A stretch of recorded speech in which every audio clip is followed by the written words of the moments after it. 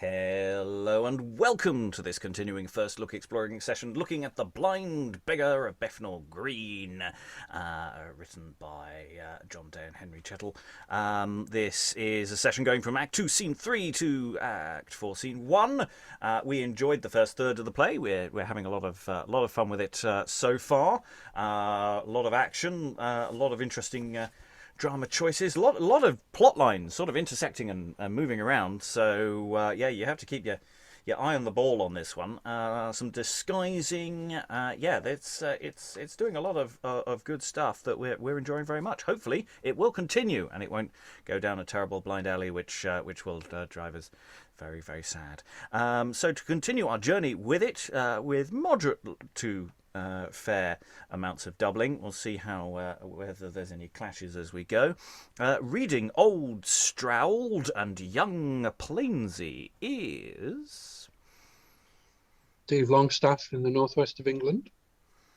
Reading Tom Strowd, son of Old Strowd, is Alexandra, closer to but still not in Bethnal Green. Reading Old Plainsey and Canbee is Me, Briony Sparrow, actor in Lincolnshire. Reading Momford and Gloucester is Hi, my name's Elizabeth Amisu and I'm an author based in Romford. Reading Sir Robert and Snip is Hello, I'm Lynn Freitas. I'm a teacher. I live in the northwestern United States. Reading Captain Westford, Hadland and Messenger is Lois Potter, retired academic, about half an hour's walk from Bethnal Green. And reading Bess and Swash is Alan, based in Suffolk, nowhere near Bethnal Green. And I'm your host, Robert Crighton. I similarly am nowhere near Bethnal Green, but maybe one day we will. How site-specific would one want to try and do a show like this? Answers on a postcard. Anyway, without further ado, we're going to dive into the text and see where it takes us. We've just had a reasonably complicated scene introducing the character of Tom Strowd. He got his cloak nicked and various other hijinks that we need to unpack greater detail later on. But we now move back to the Momford and Bess plotline. Momford, who is in disguise. I don't know which disguise he's in for this scene, but he's in disguise as something. And his daughter Bess, who doesn't know who he is. At least we don't think so at this time. So Act 2, Scene 3, enter Bess and Momford. Oh, hapless, miserable wretch! To lose my wealth and all my father's lands did never move me, but to see my uncle cheat me of all my jewels, and in spite even to my face marry my troth-plight husband to his own daughter, and to see young Plainsey embrace another in my promised bed, and I thrust out upon the wedding day. Oh, this it is that drives me full of woe into this sad and solitary green, here to do violence unto myself. My daughter in despair? Then play thy part. Prevent her ills that did procure her smart. Alas, where am I? How shall I return unto my homely cabin? Where's my boy? I prithee, do not leave me, gentle wag. Take pity of my miserable state. Who talks of pity? Now, alas, good man, what, are you blind? Yes, blind, and like to die, not for my own, but for thy misery. Father, be comforted. I am but poor, yet time has been... And she sighs. Oh, do not sigh, girl. Grief hath so tyrannized upon my heart, that if you mourn, my tears will bear a part. You are the man I look for. I am indeed. And yet thou knowest me not. Alas the while, that blind deceit should clear-eyed love beguile. Whence spring thy sorrows? From some private wrong? Am I asleep, or do I know his tongue? Art thou blind, sayest thou? Let me see thy face. Oh, let me kiss it too, and with my tears wash off those blemishes which cruel time hath furrowed in thy cheeks. Oh, could thou see, I'd show thine eyes whom thou dost represent. I called thee father. Aye, thou shalt be my father, nor scan my proffer, Were my father here, he'd tell thee that his daughter held him dear. But in his absence, father, thou art he. Shed but one tear for him, and I for thee will weep till from the moisture of mine eyes a little font of crystal tears shall arise to bathe thine eyelids in. Yet do not weep. Lay all thy griefs on me, for I am young, and I have tears enough to weep much wrong. Wilt thou remain with me? I dare not speak, for fear my tongue should my heart's counsel break. I'll dwell, I'll tend thee, I'll do anything to do thee good, because within thy looks I see the presence of my reverend father. Hast lost thy father then? Father, I have. List to my words, and I will tell thee how. First, lead me to my cottage. There relate from the beginning all thy downcast state. And they exit. I think we should just pause there to take on this nice little scene. Of course, she doesn't know that this is literally her father, so we have all this, I called thee father, thou shalt be my... So adopting her own father as her father. And, you know, this should be quite a sweet little scene. Again, I think we talked about this last time, sort of the relative economy of this text. You know, this isn't a long scene. It's not over-milking any of this. It's sort of getting to the point and getting out again.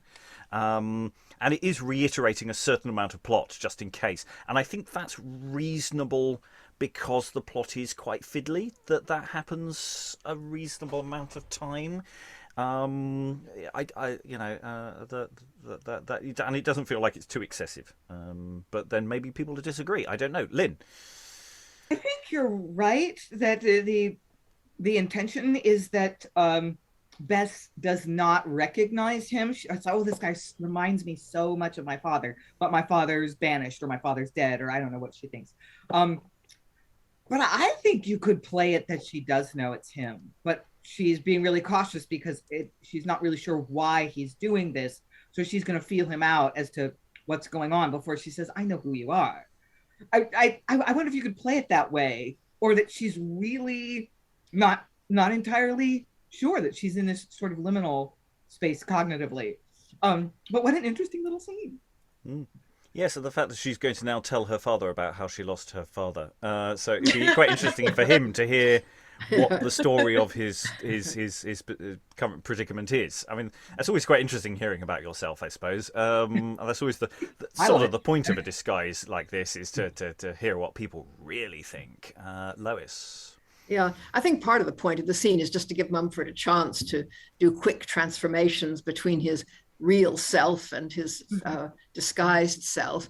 And also, I think this is a different disguise from the one he was wearing in the previous scene, where I think he was just an old soldier, wasn't he? And in this one, he's the blind, helpless beggar. So he's got to come on with a different personality and very feeble. You know, where is the boy who was guiding me? Oh dear, I'm so helpless. You know. Mm. Yes, because the previous scene he said he was lodging with the blind beggar of Bethnal Green, and now we are on Bethnal Green with the blind beggar. You know, it's like the title of the play has suddenly exploded into life on stage. Whatever the poster image, this is it. You know, the trailer has led to this moment. Alexandra. Only 30 pages into a 76-page text, so you know we've hit the title, location, and individual only about halfway through the play. Mm-hmm. Yeah, that was all my contribution. They they kept mentioning it's coming, so you know it's fine. You don't always have to go straight in. You know, foreplay. Elizabeth. Yeah, I was really enjoying what Lynn and Lois were saying about the kind of sense of mistaken identity. And I was thinking about the verisimilitude, is it verisimilitude, maybe, of the early modern disguise and how powerful it is sometimes and how it can be easily seen through at other times. And I thought that you have to be quite careful how you play this because of, you know, whether Bess knows that it's her father or not makes a big difference to the narrative. Yes, and we'll find out whether the narrative gives us clues as to how determinate that we have to follow that. Because, of course, you know, production decisions can vary, but the text may force us down a route. Stephen? For me, this scene sort of just indicates how far away they are from where I am, I suppose. It reminds me of there's an old Victorian parlour song, which is called something like "Where Are You Now, My Son?" And it's about this mother and son who eventually sort of find themselves, where they don't expect to be and recognise each other. And it seems to me to be really, really sentimental and kind of trying to pull on the heartstrings. And if I was in the audience, I would just be heckling. Do you know what I mean? It's straight. I suppose what am I saying really?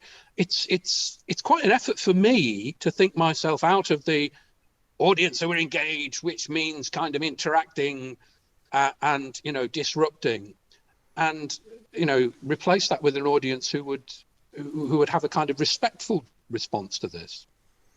I don't know.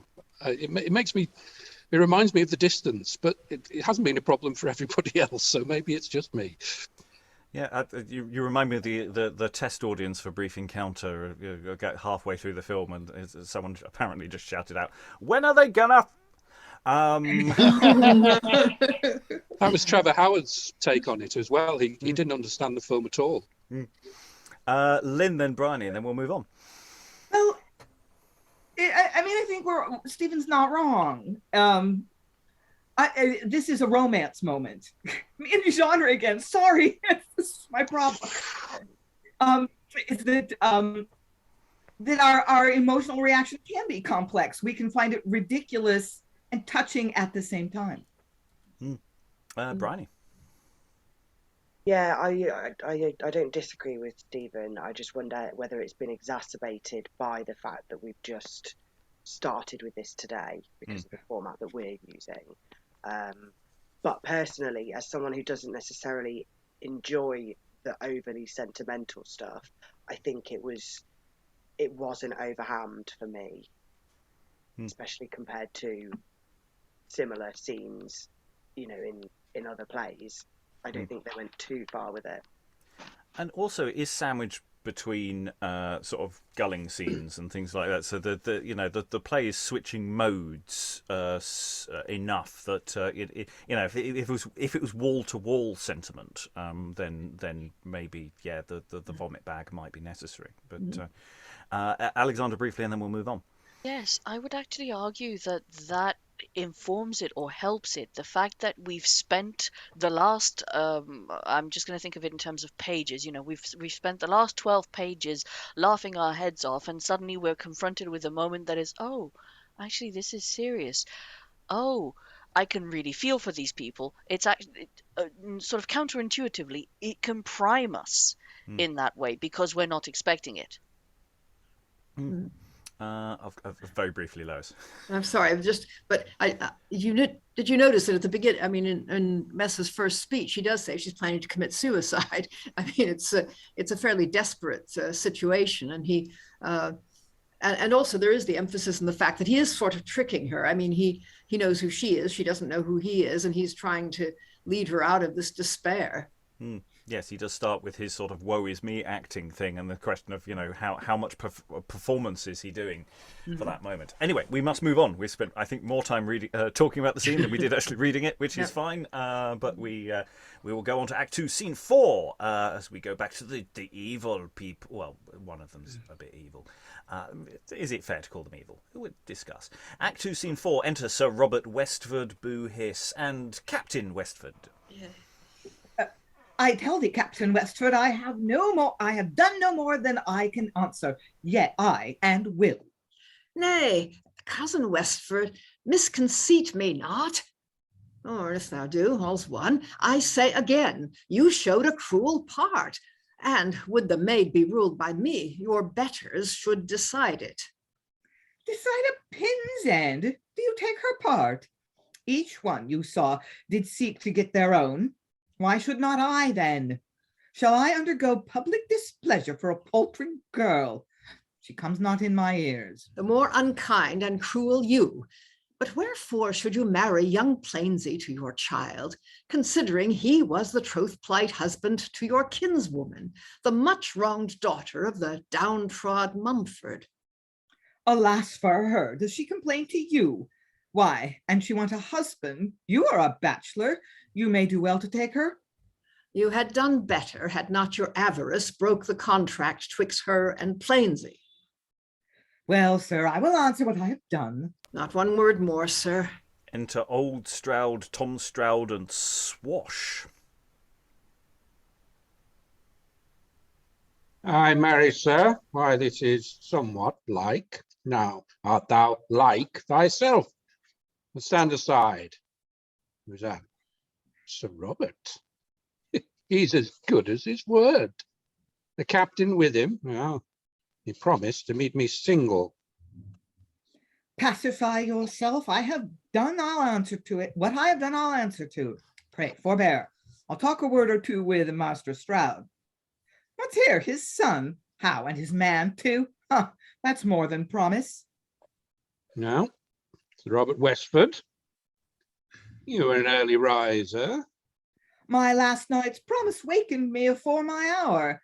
Send hence your son. 'Tis good. Like you well. Send hence your kinsman, yet 'tis no matter. I have a device that shall rid them all. God save you, Captain Westford. Thanks for your friendly company last night.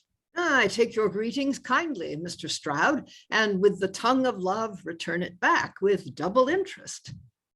Pray, is not this your son? I cannot tell. His mother tells me so. I shall desire your more acquaintance, sir. Thank you, sir. I am easier to be acquainted withal than to borrow money on, I thank my father. But and it please you to drink a cup of beer or ale, and you'll but walk o'er the green to the red lattice yonder. I'll bestow it on you. Thanks, Master Strowd. Pray walk to my chamber. I am desirous to impart my love unto your kind acceptance. Sir, I thank you for him. Please you to walk to Mile End with my son and this good fellow. I'll but talk a word here in secret with Sir Robert Westford about Lord Momford's lands, then follow ye. At your good pleasure. Will it please you walk, Master Strowd? Oh. Yeah, I think this is continuance. Was that Tom Strowd? No, that must be Tom, yeah. Oh, Tom, yes, so that's, Yeah. it's there's a missing M, not a... Yeah. Right, yeah, that makes sense. Okay. Pray, lead the way. I'll follow you. Come hither, Swash. And it had pleased my father, I might have had as gallant apparel as he, or another man. But all's one, a dog has his day, and I shall have mine too, one day. When the old man's dead, I'll make all fly then, eh, faith. And exeunt. Well, they're gone. Now, Sir Robert Westford, think of your last night's quarrel. Tut, tut, ne'er prate. Thus I revenge my wrong. Thus I defend the truth and reputation of my cause. Oh, I am slain. Oh, and they fight. Presumably that stage direction went before that line of dialogue. And Sir Robert falls saying, "Oh, I am slain." Then heaven receive thy soul. Pardon me. Thy conscience can tell I never wished unto thy soul but well. Exit old Strowd. Enter Momford. What piteous groan calls Momford from his cell? Who's this? My brother Westford? What, and slain? Heaven, thou art just. He that last day for gold to sell my daughter is himself now sold into the hands of death. Momford dissemble. Daughter, come forth and look about this close. I heard one groan. Enter Bess. And here's a bloody corse. Look if thou know'st it. Oh, 'tis my uncle Westford. He that last day with his commanding breath chid me out of his doors, now breathless lies, entreating me to give his mangled body a homely entertainment in our cell. Heaven, thou art just, and dreadful is thy judgment. Glory not in his fall, but rather grieve that in his end thou canst not him relieve. Let's bear him in, and if we can, by art upon thy foe, we'll work a friendly part. For have he but the smallest sign of breath, will recall life and rescue him from death. But howsoe'er the body stays with me, till justice points him out that murdered thee. And exit with the body. So, violence and possibly death, but it's a comedy, so don't hold your hopes out too much there for actual death. Just saying. The stage direction says and falls. Falls. Yeah, yeah. But he did say, "Oh, I am slain." So that's a fairly standard death line for quite a few people. So. Yeah, so the old Strowd, he fair dues to Sir Robert. He did say he would fight old Strowd, and he did. Didn't turn out well for him, but that's probably because he was evil. As we all know, when you challenge someone to hand-to-hand combat, it's to prove, that you're a good person, not whether you're good at fighting. Lois. Yeah, I think it's a bit much of old Strowd just to leave the guy dying there, not do anything. He has to for the sake of the plot, obviously, given what happens next. But you would think he would at least say, "I will go fetch a surgeon or help or something." Yeah, it's interesting because all the all the witnesses gone for the fight itself as well. I mean, who's left on stage apart from old Strowd and Sir Robert at that moment? Has Captain Westford left with Tom? Yeah, they both. Because they promised. It's not like they've got seconds or anything to tidy up.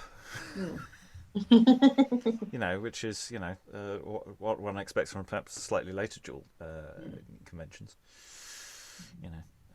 The 19th century novel kind. Other thoughts, Elizabeth. Yeah, I was just thinking, when I saw Momford line, I was like, he just appeared then on stage from nowhere. And I was just like, oh my God, Momford's on stage.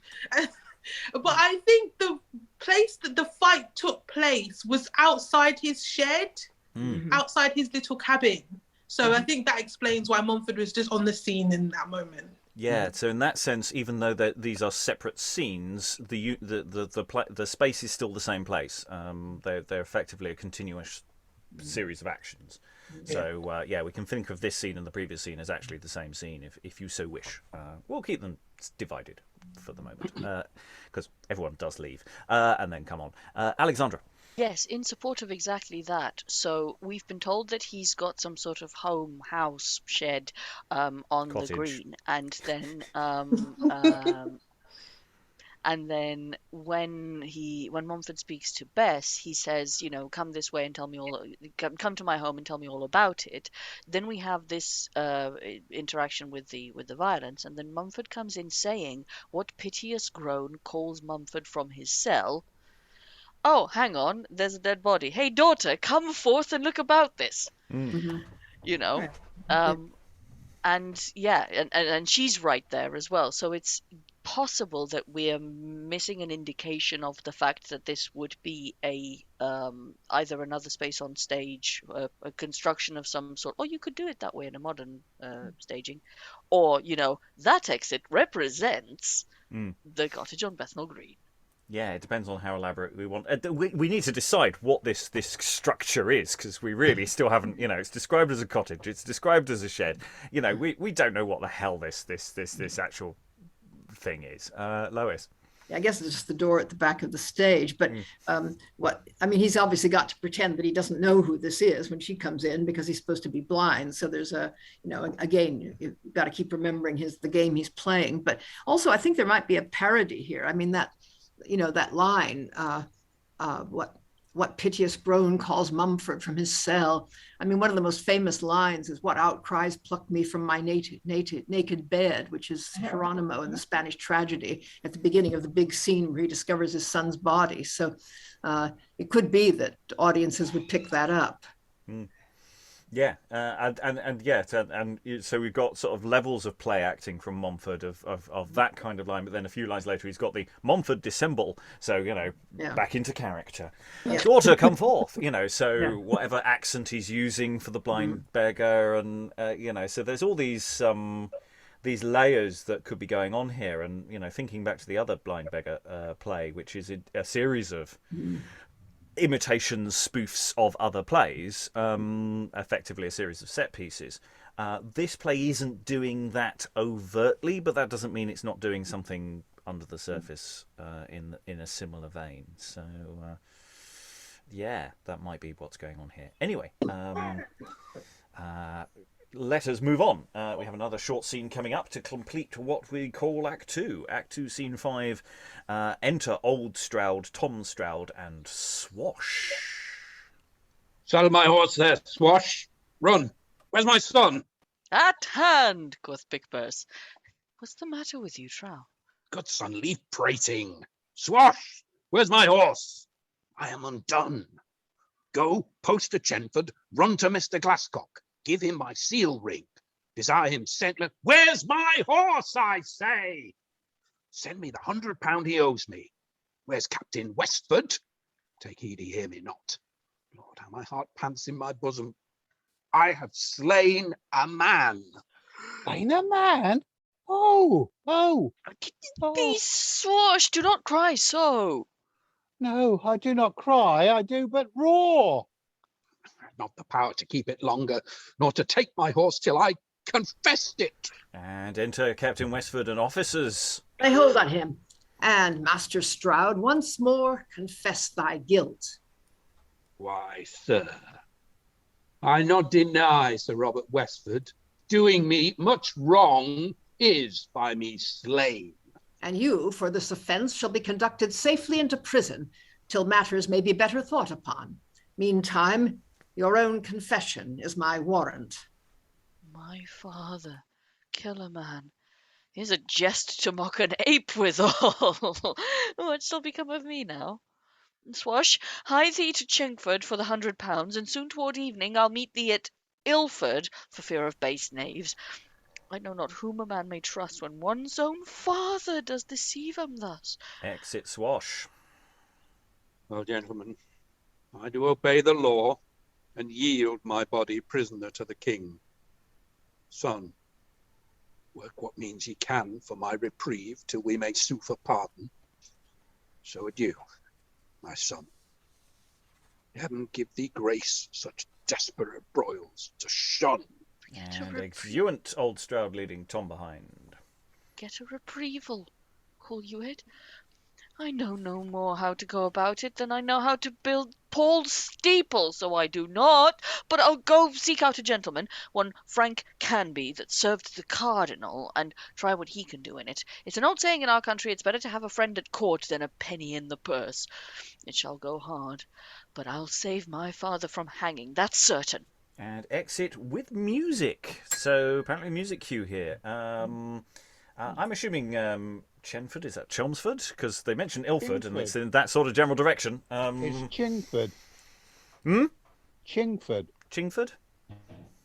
would be logical. Mm-hmm. Closer than Chelmsford would have been. Chelmsford's pretty far. Well, heading Ilford way, so... Well, it's dodgy area around there. Yeah, I was going to say...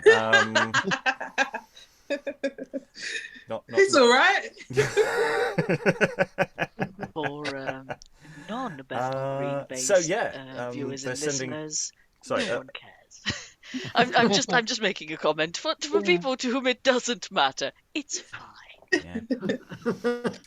So meet the Ilford for fear of base knaves. That's one to use for future reference. So we were talking about Old Strowd's sort of exit earlier, and it's sort of this follows on psychologically quite well from that. So he's sort of going, quick, get a horse, make sure, and oh no, he's does he want to confess? Does he want to do? What's he doing? He's quite all over the place in quite an interesting way. So I quite like that. Yeah, he's apparently confessed because Captain Westford knows that he did it, but it's not. I mean, he says something like, "I hope he doesn't hear me." It's very odd. I'm not quite sure what's supposed to be going on there. I think it's the idea that he's having said it there, that maybe Westford is on his tail and will overhear, and because it's the whole thing of Swash, because presumably Swash's O has to be O's. Because he says he roars, so he's not. Everyone's going, shh, don't say it so quickly. Yeah. Lynn. something interesting goes on with Tom Strowd in this scene as well. One of his earlier lines, he's like, I'll never have a decent suit of clothes until my father dies and I have access to his money. He's such a penny pincher. He's such a miser, is the implication. But his last line is like, I'm going to save my dad no matter what. I'm going to figure it out. I'm going to figure out a way to keep him from hanging. So a little bit of turnaround there. It's kind of like, can't leave my dad's dead so I can spend his money. And I was like, oh no. Yeah, and it, we've had the whole we've got to save our relation from being hanged sort of subplot elsewhere quite recently as well. So it seems to be picking up threads from various areas. Lois. Yeah, that was the what I was going to say. Look About You is about that red cap trying to save his father from being hanged for letting the prisoner escape. Mm. Yeah. So, interesting crossovers. Anyway, we need to move on because we've been lingering a lot on very short scenes and spending quite a lot of time on them. So let's go into Act 3 after a musical interlude of some description. And Act 3, Scene 1. Enter Momford with Sir Robert, who's not dead. Yay! And Bess. Good father, gentle maiden, set me down. My wound I fear will freshly bleed again. I prithee, let thy daughter make a bed. I fear my deathbed. Good now, send her in. Daughter, I pray go in and make the bed. If we need help, I'll call you. Pray you, be gone. Just torment him to behold my sight. Well, heaven forgive him and restore his health. He did me more than wrong, and if I see he be at the point of death, I let him know that I am Momford's child he wronged so. And exit Bess. Father, lend me thy hand. Now in heaven's eye, swear to be secret till thou see me dead, or of this wound by thee recovered. No, first I am a knight, my name is Westford.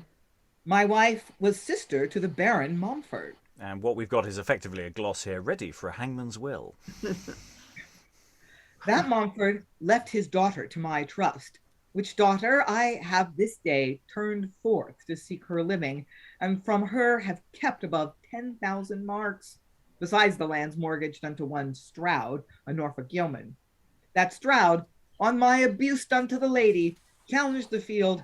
We fought, and here I fell. He escaped, I hope. Heaven grant he may do well. Is well, sir, that you are so penitent. Oh, father, I had need to rend my heart in sunder with true sorrow's hourly sighs, for I have done a deed more impious than ever entered into the heart of man. If ever thou didst hear of Momford's name, his honor, bounty, and magnificence, if ever thou didst hear his late defame, his accusation, exile, indigence, then know that I am he Momford loved well, yet I am he by whom old Momford fell. Alas, sir, how? I coveted his land and practiced with Sir Walter Plainsey's son, an irreligious, careless gentleman, yet one that will make show, swear, and protest his course of life is equal to the best. Oh, there are many such, old man. There may be too many in this land like him and me. We laid this plot. He should go into France. He did, and served on horse at Amiens, where he was willfully taken prisoner.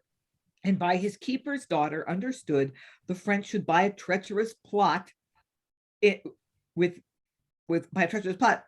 Guines, wherein Lord Momford held a garrison. Who are consenting to the French in this? A Walloon captain called Haute Beaumart. Did Momford know of it? No, old man, never. But Plainsey counterfeited certain letters, subscribing them with Lord Villiers, his name, in gratulation for betraying Guines. These letters were delivered to a post. The post, surprised, examined where he had them.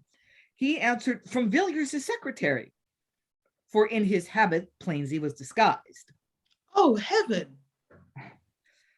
Good father, wherefore dost thou sigh? For grief men's hearts should harbour such deceits. I faint, good father. If thou can relieve me, call thy daughter. Stretch me on a bed. Bear witness I repent now. Help and ease me, and till I die, conceal my treachery.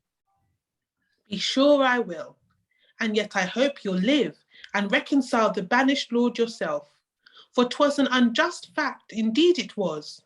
Come, daughter, help to lead in this gentleman. We'll show him all the favour that we can. Re-enter Bess. Father, he swoons. Come, quickly, help him in. I hope he will recover, but if not, heaven grant his sins may wholly be forgot. And exeunt.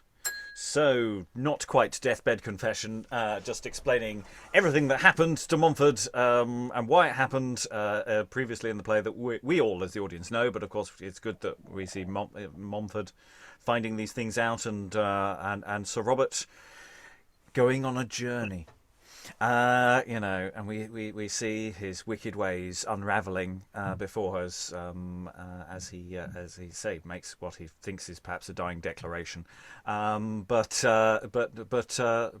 not. And helpfully again, especially as that question of a sort of interact music is that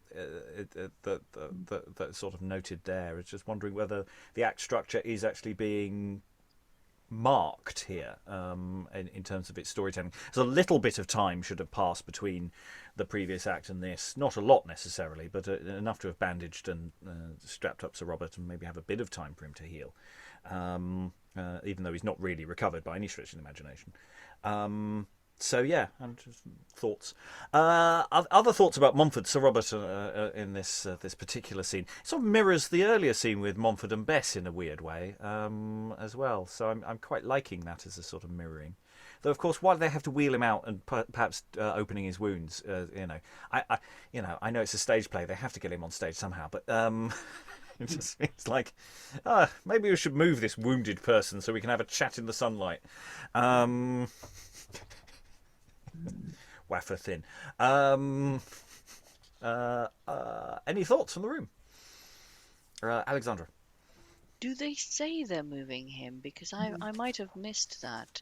I more got the impression that when you were commenting on the music, that this is a sort of temporary temporal transition, indicated by and you listen to some music and you watch the set revolve, and ta-da, we're now inside the cottage where what's his name is healing, and they have a heart-to-heart, which would.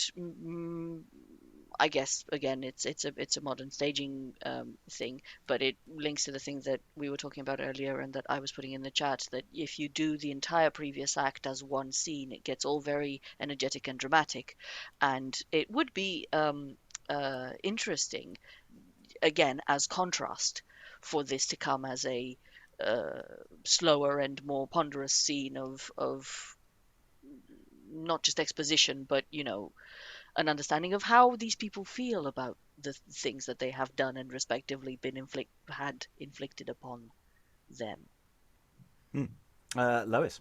Yes, I get the impression, I could be wrong, that they're still bringing him into the house, in fact, that this is kind of a continuation of finding him apparently dying, and he's now recovered enough to speak, and they're leading him in. Because he asks, Sir Robert asks to have a bed made up for him, and that suggests that they're not even in the house yet. So I take it that part of the reason for the music is they get him off stage, and then they come in through a door, and then we're now sort of in, I guess, the outer room of Mumford's hovel, and then then he goes out another door, which is supposed to be where there's a bed.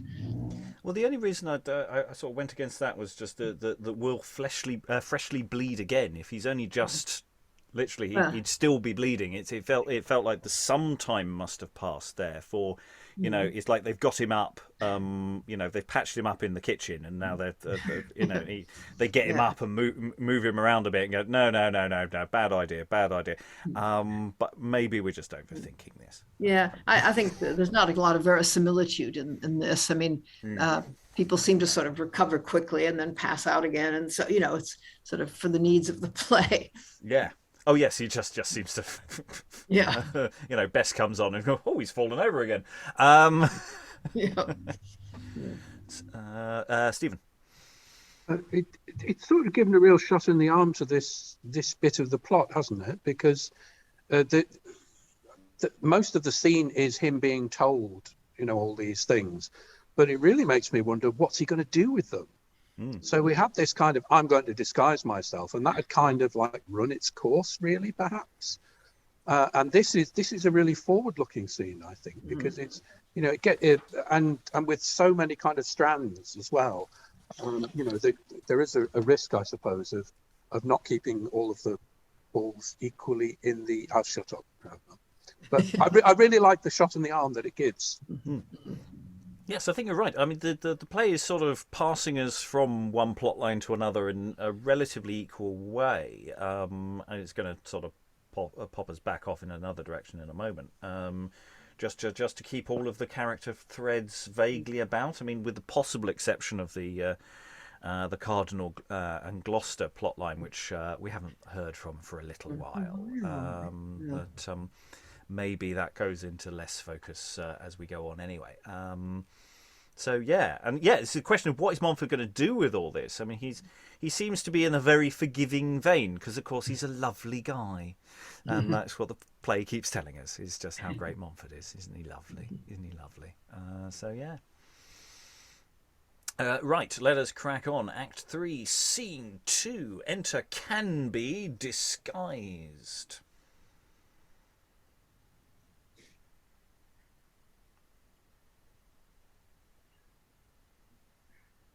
Sorry, I'd moved my script.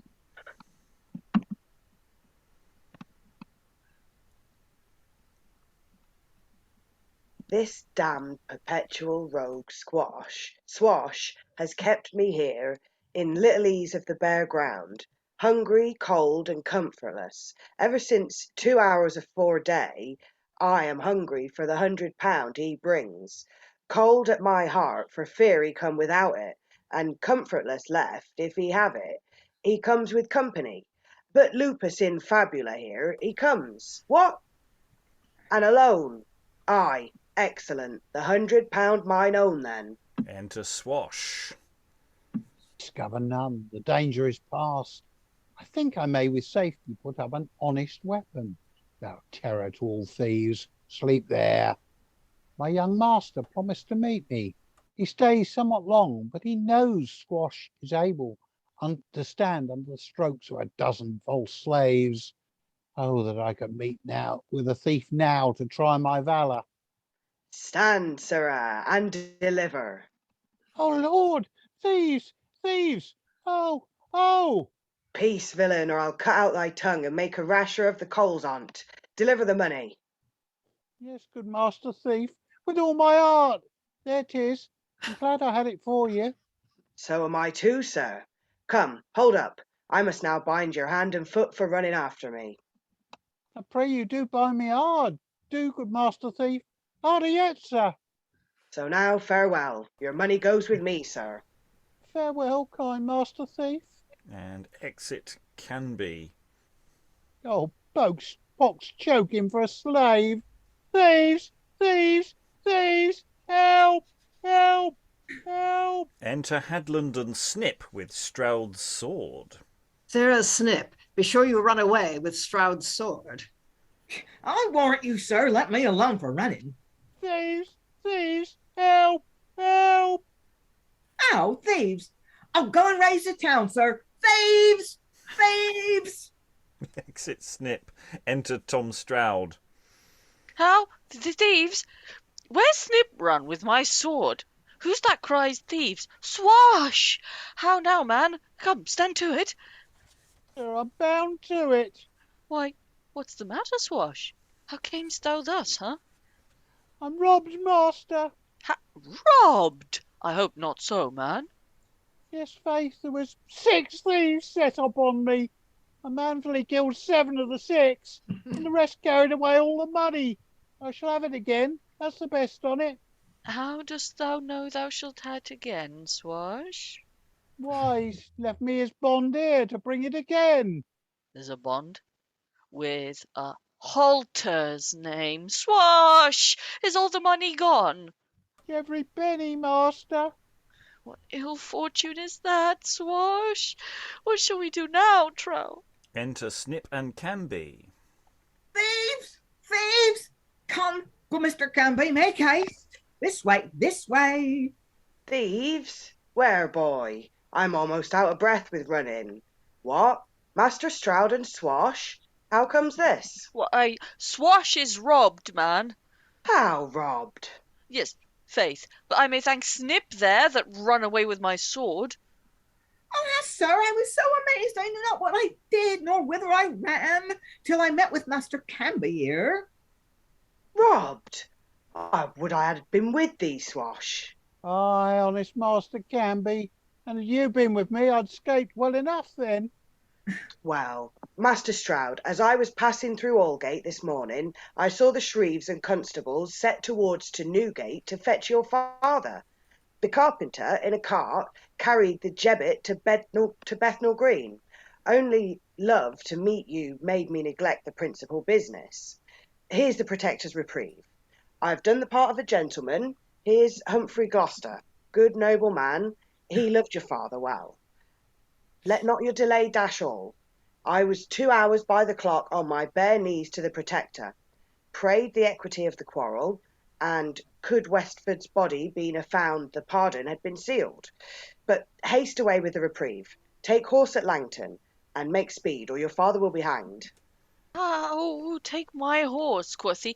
Yes, the cat would lick her ears, and she had 'em. Why, I was robbed too last night myself at Langton. Were you robbed, Master Strowd? Yes, faith. They make a matter of nothing to rob Swash and I nowadays. I have not a horse to cast at a dog, man, not I.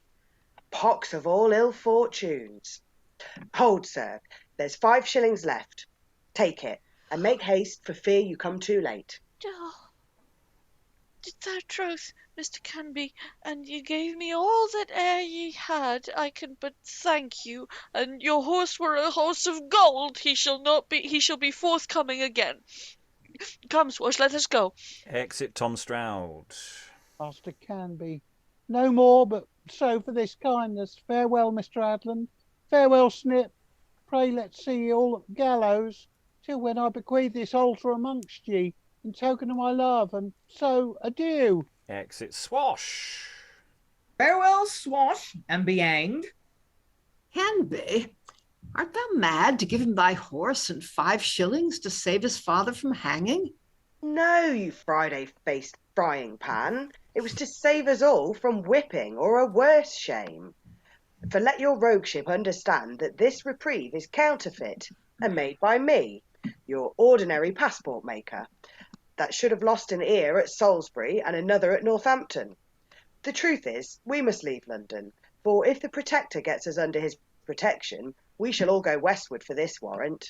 Let's turn gypsies again then, and go about a fortune-telling. 'Tis in good request again now. That's the smooth footpath up Holborn. No, Jack, there's an odd fellow, Snuffles in the nose, that shows a motion about Bishopsgate. We'll wheel about by Ratliff and get to his lodging. See shows for a fortnight till Strowd's 9 days' wonder of hanging be past, to let us use his motion. Which done, the boy shall turn girl. Thou, as I have done already, wash off that gypsy colour and be doorkeeper with the boy. Myself, with a half-vizard, will describe, and thus we'll live like young emperors. Canbee, I'll chronicle thee for this conceit. Snip, thou shalt have good purchase of the wenches in the throng. And if I snip not off their purses, and call me crack. And exit. I'm really fascinated by some of the way these cons work, because of course, you know, they rob someone in disguise, and then the first thing they do is go thieves, thieves, and make sign that they're the ones hunting for the thieves, and then to keep the mark ticking over, and this is something that con people do, is that they give them a little bit of money to make them reassured that they are on their side. It's one of the things, a mark can be turned over many, many times. And this is all very, very believable. And the fact that they're talking about, what con should we move on to next? Do you remember when we used to do that one? Yeah, well, we could do that one, but I've got a better plan. It's a bit complicated, but we can go down. There's lots of crowds over here for this thing, and you can work.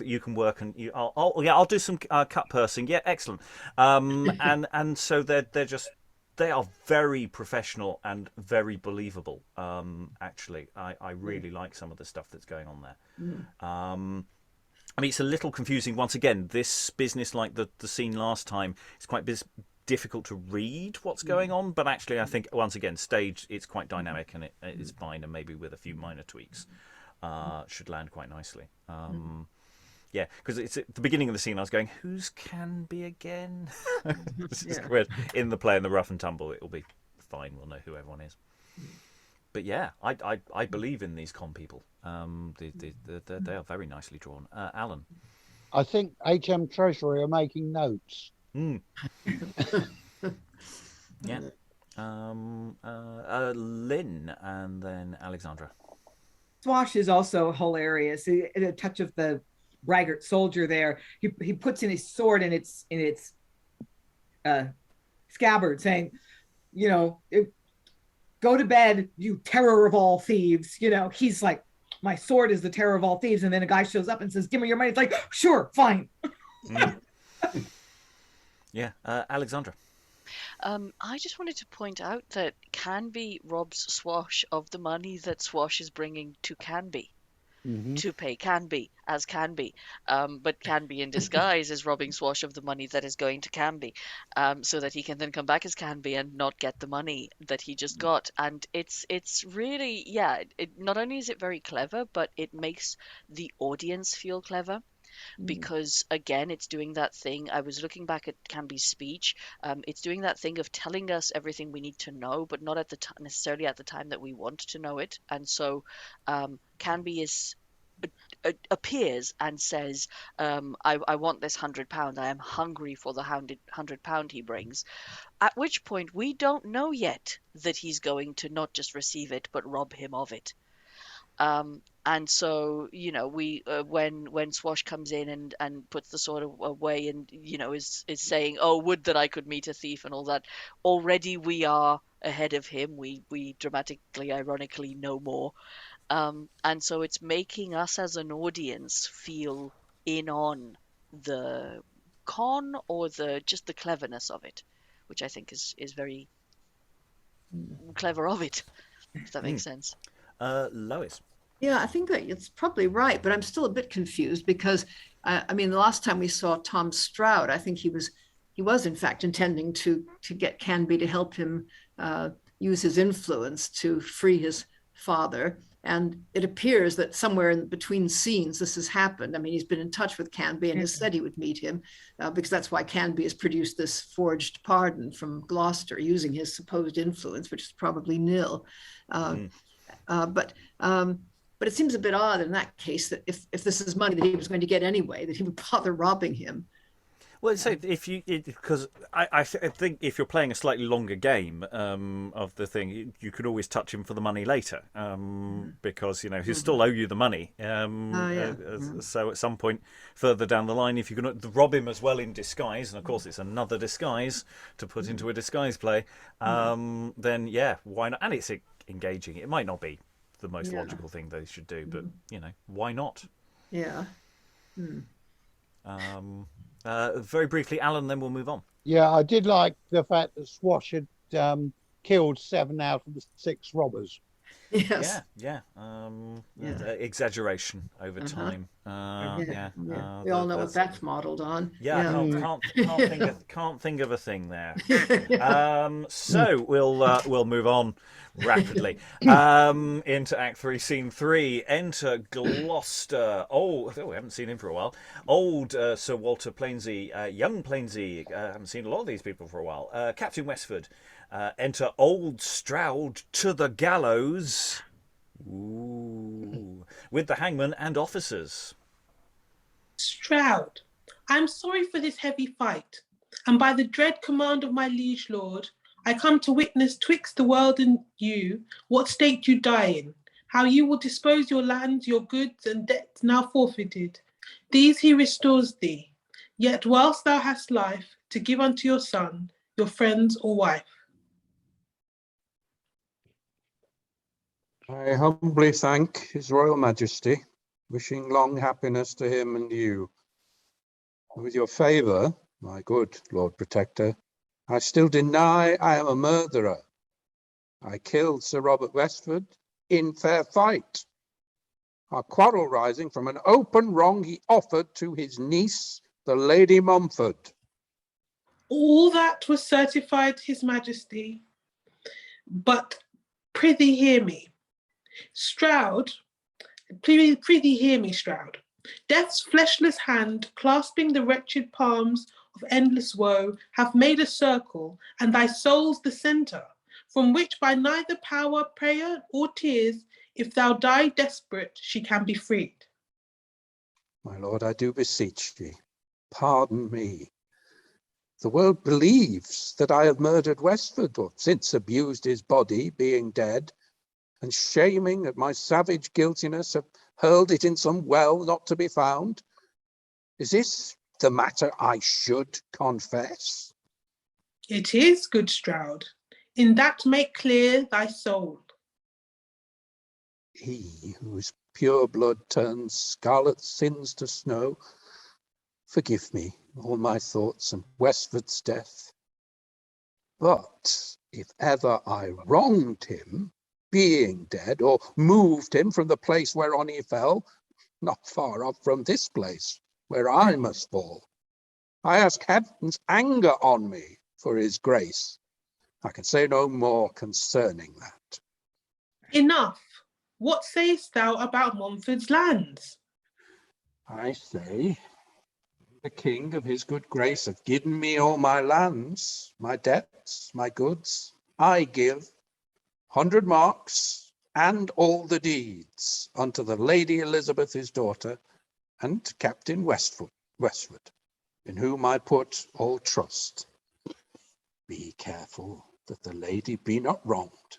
I warrant you, Master Strowd. How meanest thou to dispose of all thine own? I have a will drawn at my house in Harling, and I confirm that for my testament. Are you pleased that will shall be performed? Heaven's will be done, but I would fain have seen mine unkind son. Tarry a little, executioner. Enter Tom, Strowd, and Swash. Hold, let him alone, you cross-legged artichoke. Touch him an thou dare. Hold, hangman, and thou bear'st a man. Hold for the king's advantage. What are these, Trow? Sir, that come not without their cards, I hope. Father, you have a simple fellow to your son, you see. Come, who's the Shreve here? Huh? I do supply his place. Do you so? Then here's a mittimus to reprieve my father back again to the jail. Or a reprieval. What do you call it? It's my Lord Cardinal's and my Lord Protector's own hand and seals, I assure you, sir. Proud Winchesters and mine. That's strange. Let's see it. Not so strange as true, sir. There it is. Is this your son, Strowd? Aye, my gracious lord. Shame for my mother else. Where had you this reprieve? Of an honest gentleman, sir, one that can do any reasonable matter with my Lord Protector. Aye, truly, sir. He is one as honest a gentleman as can be. It may be so, for I know one, Frank Canbee. He served sometimes Beaufort the Cardinal, the commonest cousining knave in all this land. Aye, that's he, sir. That's he. As God men meet is the very same man, but old's one for that. He has played the kind gentleman with me, and as God save, and Swash had not been robbed this morning of £100, I had paid him well for his pains too, sir. Strowd, turn yourself to heaven. These hopes are vain. And, young Strowd, as you hope to have our favour after your father's death, I charge you seek that Canbee forth that forged you this reprieve. How? Oh, after my father's death.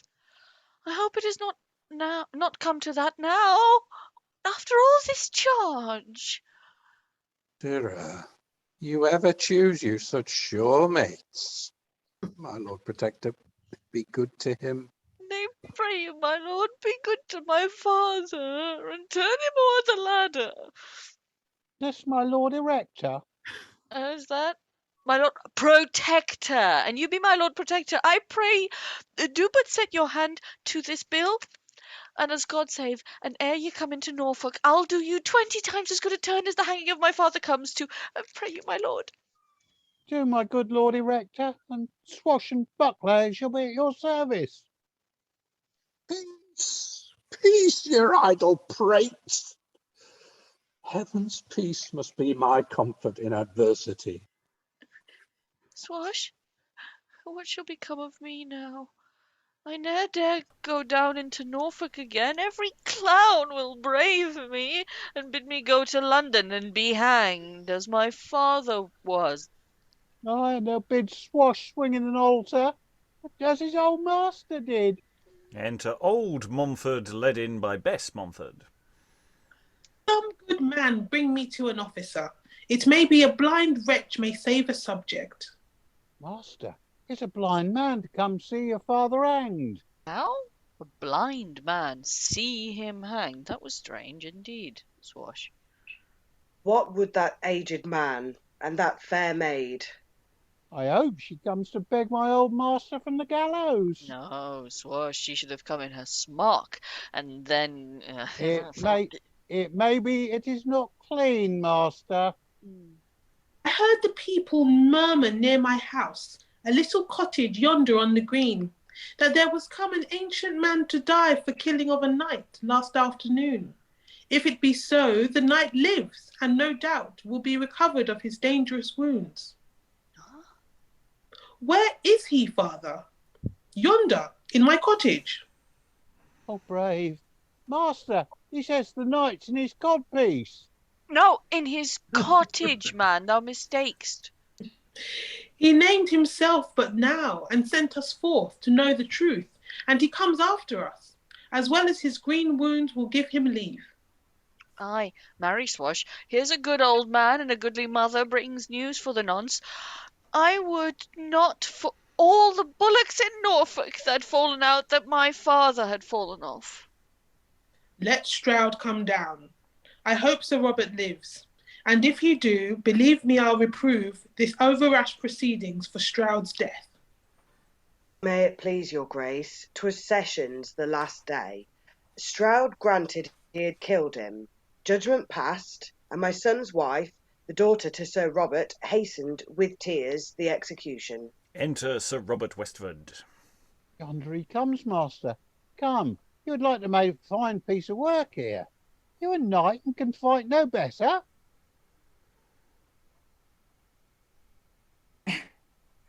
Health to my gracious lord, the Duke of Gloucester. I am glad, Sir Robert Westford, of your health. How do you feel your wounds? May it please your grace, I hope they will do well. This good old man and his fair coming maid, next under heaven, preserved me from death. Be thankful to them then, and hear ye, young Strowd, consider this poor man and that fair maid. Consider her? I consider her well enough. Sirrah Swash, methinks it is the prettiest mother that e'er man's eyes looked on. Sir Walter Plainsey, take Strowd to your house. His pardon shall be sent you ere you dine. So upon sureties let him be discharged. But hear you, young Strowd, see you find out Canbee, or at my hands never expect a favour. Yes, my lord, I'll find him, or it shall go hard. Vestidness, Swash, I am mightily in love with yonder mother, and I have not a swelling, burning fervour in every member. Would I, my Nesta? Yonder's Master Plainsey has all the talk with her, and yet he's no bachelor. Don't you go and take her away from him. Could do it myself, master. I'll go to them. I'll try. Good on to you, sir. Yes, you're nobody, master. Let me alone. I have a device to get him away. And then do you seize upon the wench. Follow me, master. Oh, brave Swash, your faith. And we're just going to pause before a messenger enters and presumably sets up the next plot, because there's sort of part of me going, the play's over. You know, it's not inherently a terrible position here to be going, okay, we're sort of looking at where we could put an interval somewhere around here. Looks like, you know, do we set the next head running before we do that? There's some great lines in this. Swash has got some really good double entendres. The knight's in his codpiece.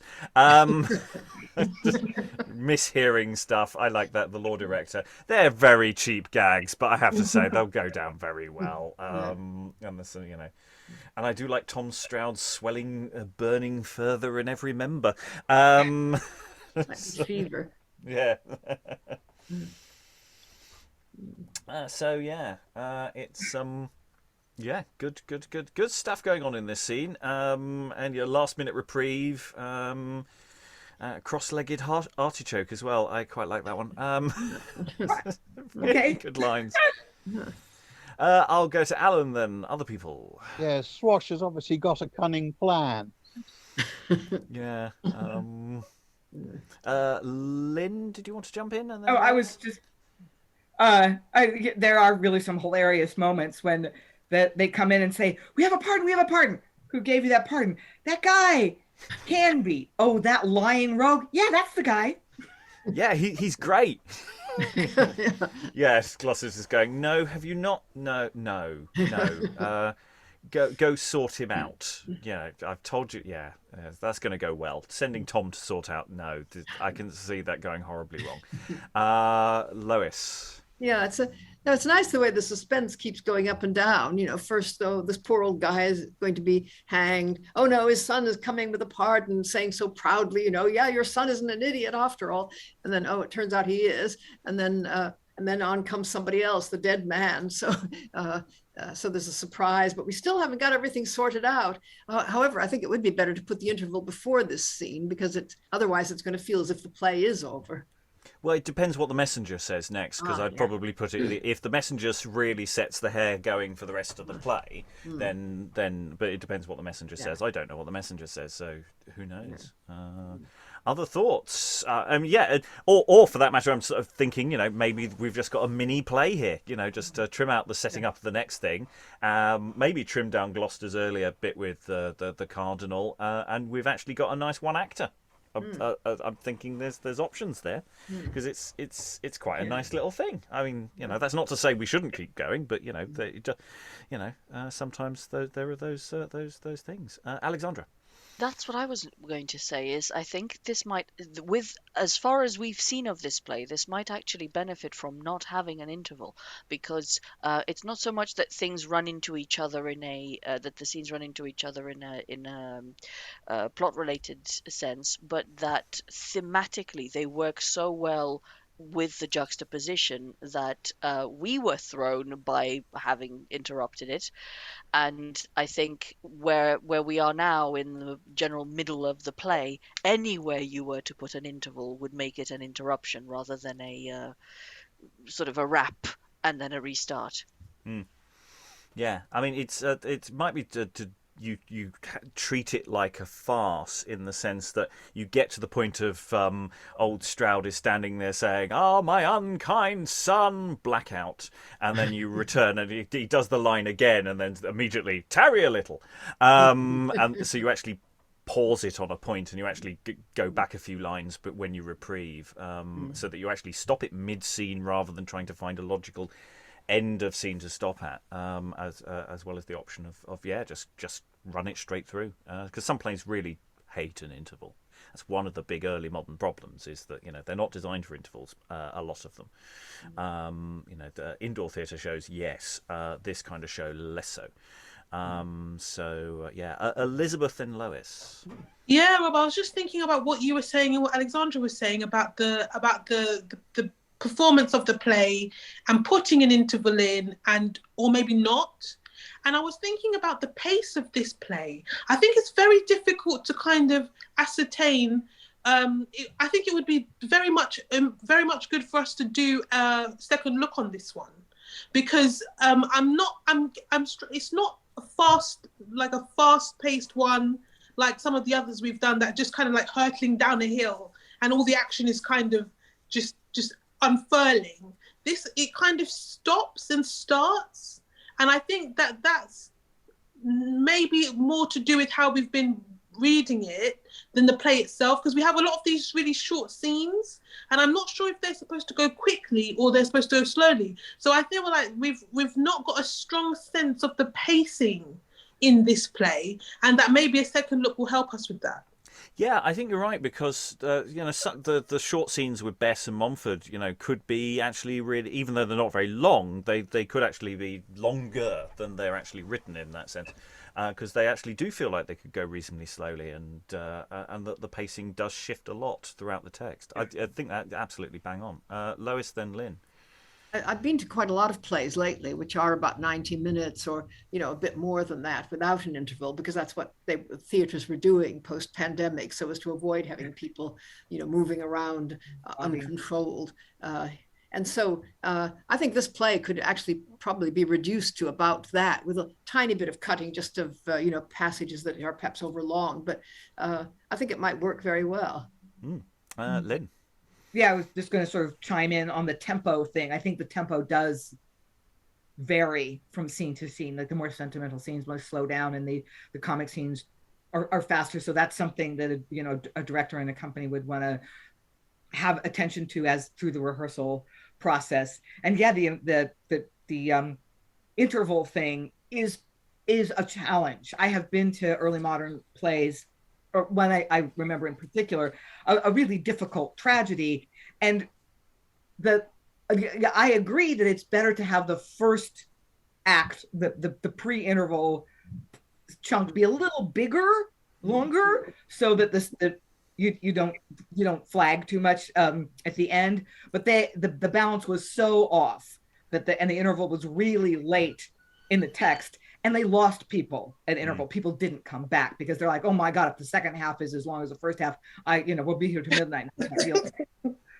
So yeah, it's a problem, and where to place it is a problem on a number of ways.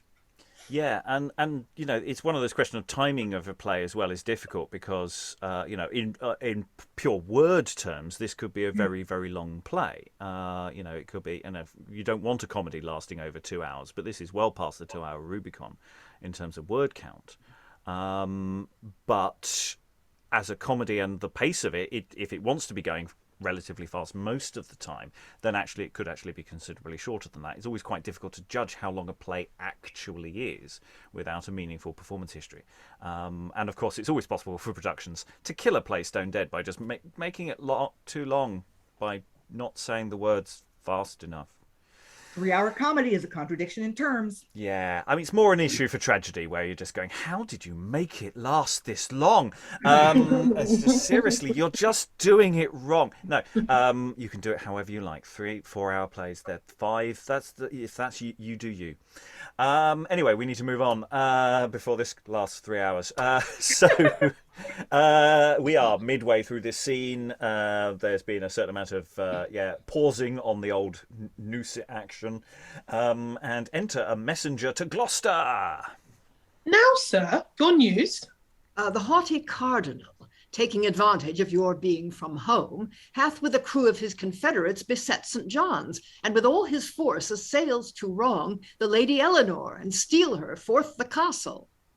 Is it possible that this proud priest dares offer violence unto my troth plight Eleanor? 'Tis true, my lord. Where is he now? Rid to the court, my lord. And thither Gloucester doth intend to fly, as swift as quickest speed will give him leave. Exit Gloucester. Sir, you'll seek these cozeners? No doubt these copes mates had my £100. And do you hear? Take your companion with you. Go and seek them. Or, for your own part, never see my face. As for you, that trust to every slave wasting my goods, nay, jesting out my life by false reprieves and such base practices. Walk, pack, sink, swim, pine, perish, look not on me, till you have found those that have coney catched you. Hark hither, Swash. And it had not been for a blemish to the name of the Strouds, would that he had made an end of this brawling at the gallows, and then thou shouldst have seen whether I would have kept such a coil for a little paltry loss or no. I warrant thee that he had not the honesty to cast thee a noble towards the healing of thy cracked crown, yet every one says he gave that ill-faced knave the hangman £5 or £6. Aye, that was to buy him a better face, master. But give him good words. You know the old man's kind enough. Aye, isn't he coarsen creature? He's won with an apple and lost again with a nut. But come, Swash, we'll go seek out those coney catchers, and ere I catch them, I'll make 'em pay as soundly for all their roguery. Exeunt young Strowd and Swash. Sir Robert, will you shake hands with Master Strowd? Well, he may have my hand, but not my heart. Strowd, thou didst wound me, yet thou didst it well. No more I'll think on it till my dying day. I'll sit upon your skirts before I will. Oh, uncle, have patience. You are an agent for the child of Momford. I pray you, Sir Walter Plainsey, make good bonds that Strowd abuse me not. Look to it, I pray. I warrant you, Sir Robert. I'll be sure of such security as you shall like. From Captain Westford, you shall have the deeds concerning Momford's lands passed on to you. I'd rather, sir, you kept them in your hand. Well, as you please. Yet walk with us, I pray. You brought me to the gallows. Bring me back. Father, farewell. Farewell, good gentle maid. I'll rest your debtor till some other time. But 'twas Sir Robert's kindness to reveal his name, else, hangman, you had this homespun suit. Heaven be thanked, I keep it for my son. I hope to drive him from his silken humour. Come, good Master Strowd, will you go? Gallows, farewell. Strowd's out is blithe and bold, having escaped thy danger, being thus old. And exeunt old Strowd, Captain Westford, and old Plainsey. A plague of this blind slave and that base drab, else hadst thou hanged ere I had been discovered. And on my tongue a mischief that revealed our purpose in the plot of Momford's fall. But I am resolved.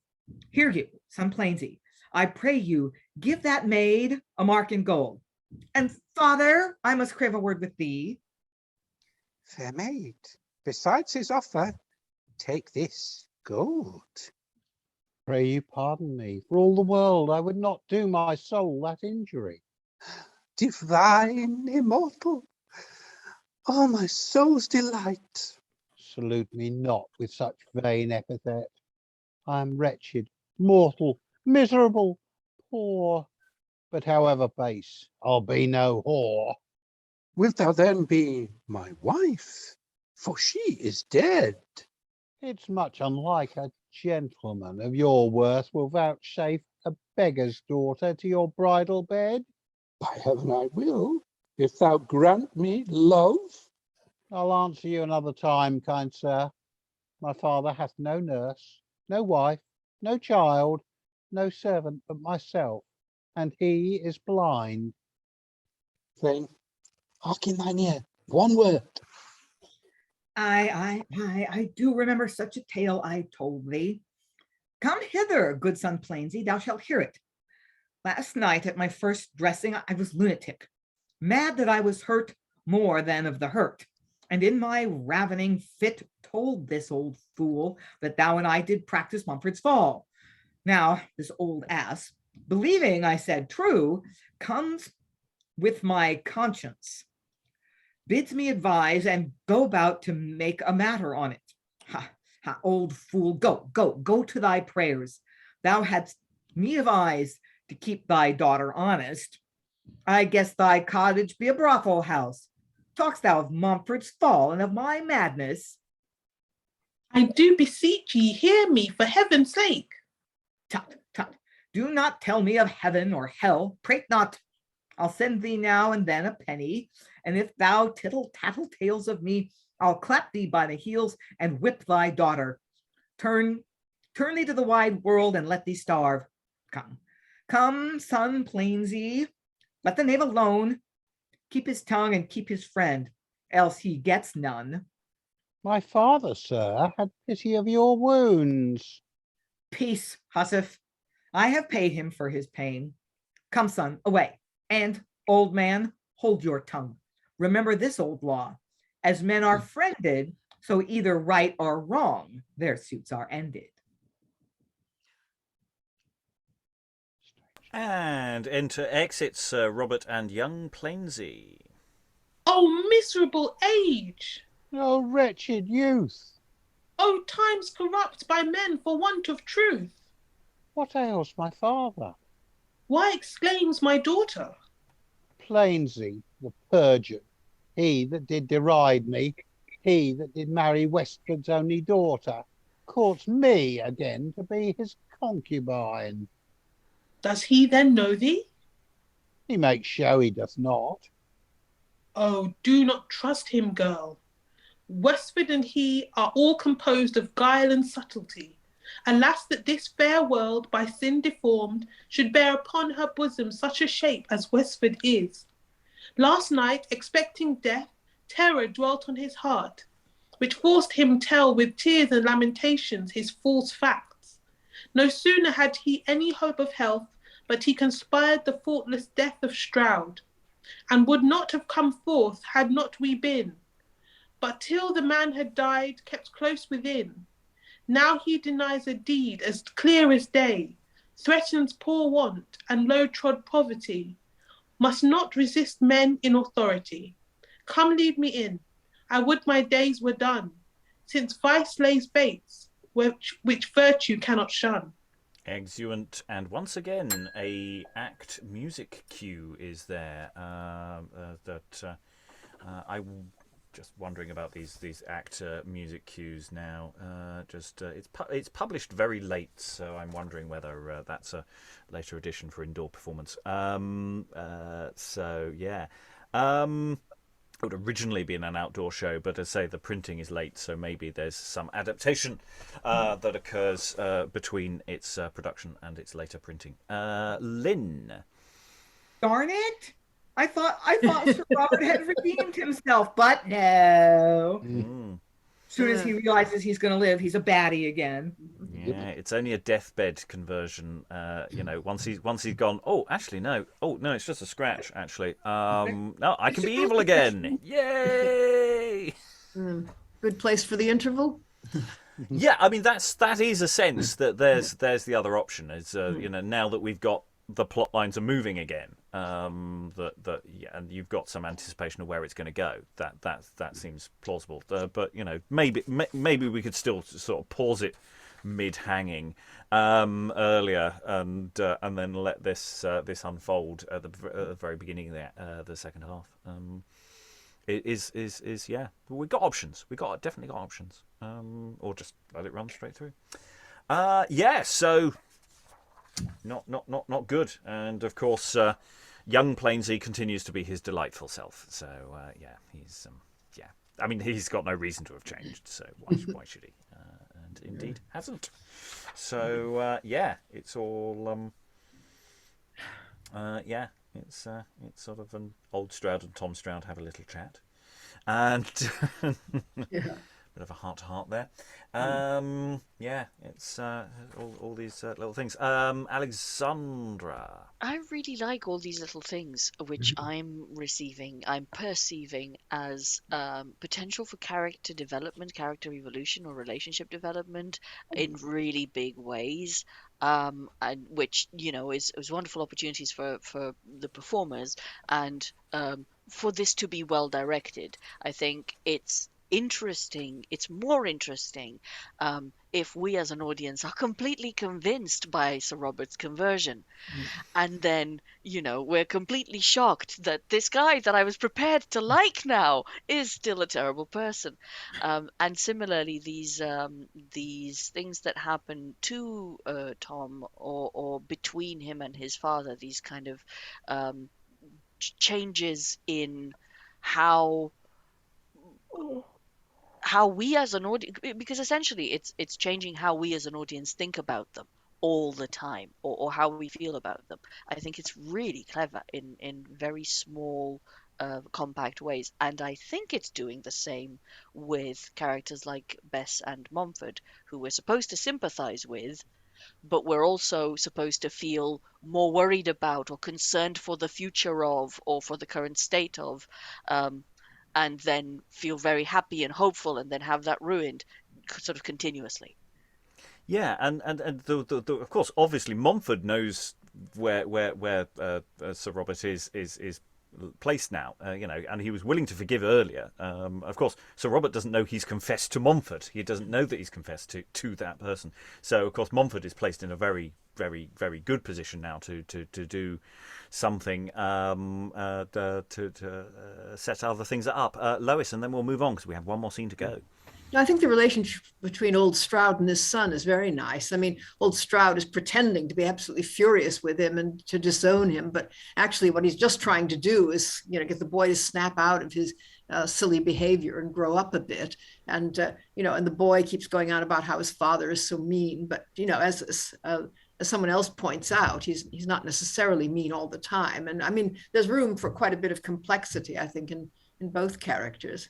Mm. And yet still manages to be light and keep the plot moving and room for comedy. I mean, he's doing all the things very, very nicely.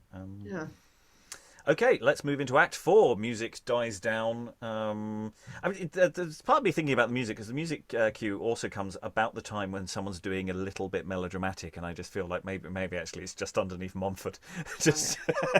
I'm not a serious suggestion, but it's like, you get some underscoring. Anyway, Act 4, Scene 1. Enter Tom, Strowd, and Swash. How's this? Shall I see all Norwich in the corner of a little chamber? I had as lief thou hadst told me Charing Cross, Flood, and Cheapside, and all one. And you will not believe me. You shall see it yourself. It's in this house. It's called a motion. There's first the master of the motion, then the master's mate, the mate's consort, the consort's cabin fellow, the cabin fellow's Canbee, the Canbee's man, the man's boys, the boy's page, the page's wench, and all these live upon the motion. This is old excellent, i' faith. Come, and I had but one cross in the world to bless me with, I'd see it. Go you afore, Swash, and show me thither. Enter Snip, like a wench, dressed up. Do you see yon wench, master? She is doorkeeper. I've given her earnest to enter her soberly and pass through her quarters at my pleasure. Is this she? How now, pretty mother? What gambols hast her? Canst thou describe 'em, Sinia? Not I, sir. The master of the motion can, sir. Go call him out, then. What's he? Is he ashamed to show his face, trow, or is it the fashion, trow ye? What gambols have ye here now, huh? And enter Canbee and Hadland, also disguised. Aye, this is Strowd that I fetched over with a counterfeit reprieve. But 'tis no matter, we'll outface him. Gentlemen, the first conceit you are to see is tumbling. Stumbling? What? Stumbling? I think the fellow be straught. Sir, he means tumbling and feats of activity. Why, man, that's as stale as Banks' Curdle. There were a sort of tumblers at Wyndham Fair last week, and they have made that so stale in Norfolk and Suffolk that every wench is turned tumbler, and you had no better matters. You lose my custom, I can tell you, sirs. You shall likewise see the famous city of Norwich, and the stabbing of Julius Caesar in the French capital by a fort of Dutch Mesopotamians. How? The French capital? Nay, I remember Tully's offices says the capital that Caesar was stabbed in was Rome. Impute the gross mistake to the fault of the author. You shall likewise see the amorous conceits and love songs betwixt Captain Pod of Pye Corner and Mrs. Rump of Ram Alley, never described before. Master, let's see Mrs. Rump of Ram Alley.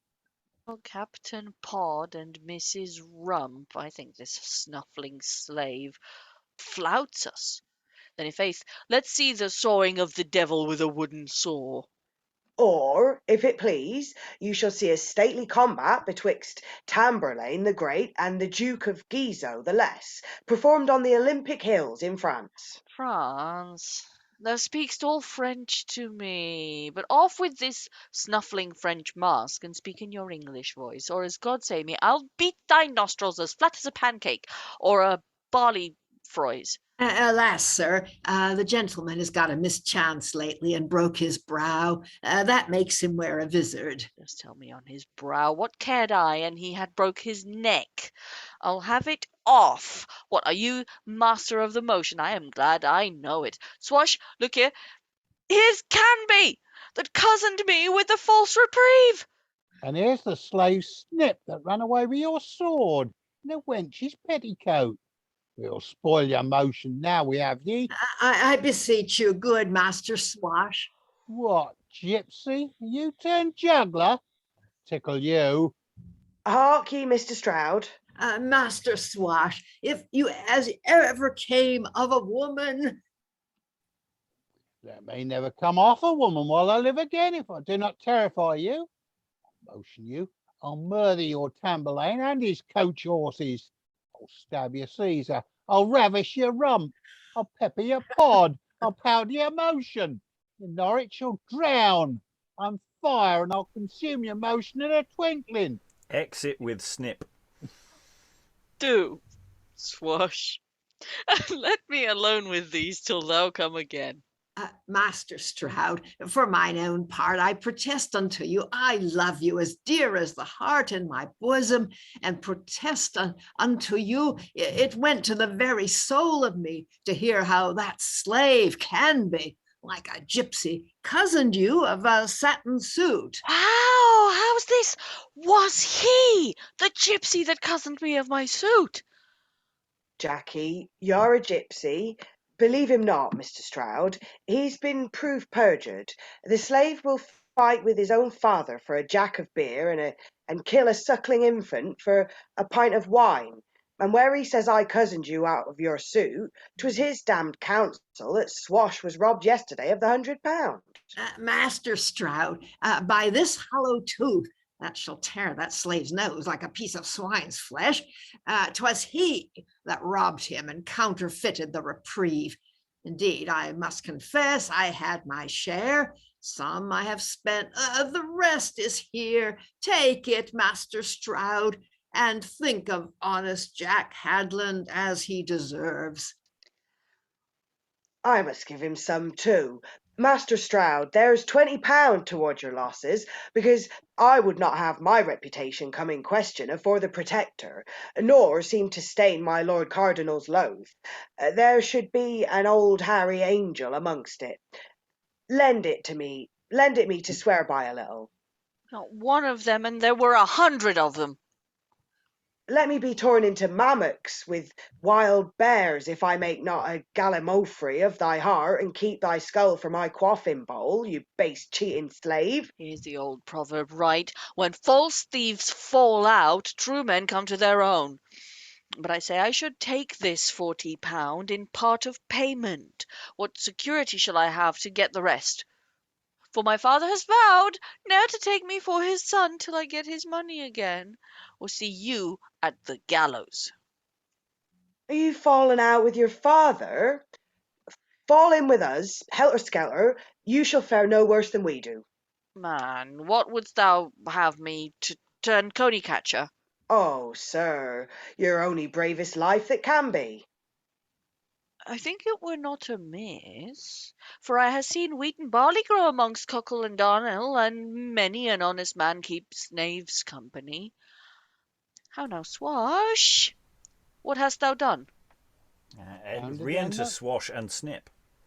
I've confounded their motion, beleaguered their castle, battered down the walls, taken Tamburlaine the blood prisoner in a pursuit, the utter undoing of all motion mongers and puppet players. 'Tis well done, Swash.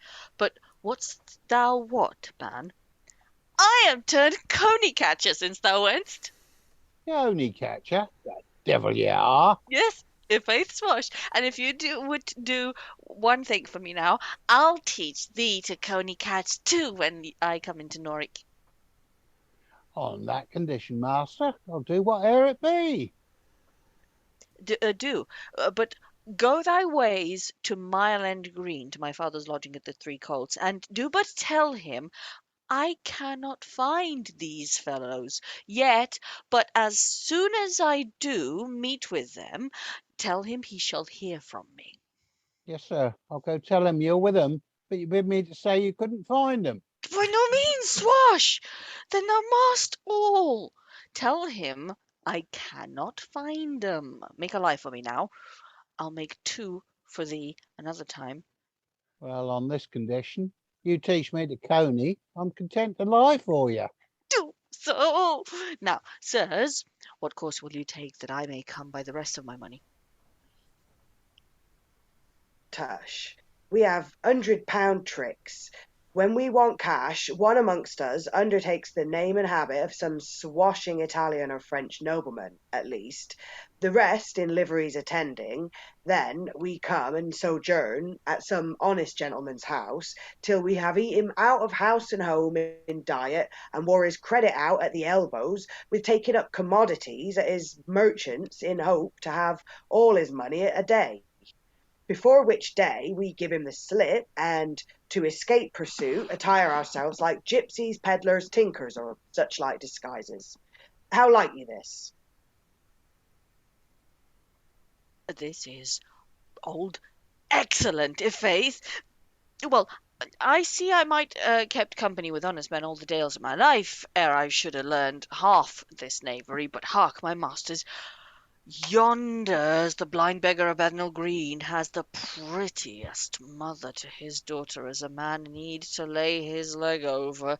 Now, if all the wit in your heads can but get her to be my wife, I should think my money, every penny, better bestowed than other.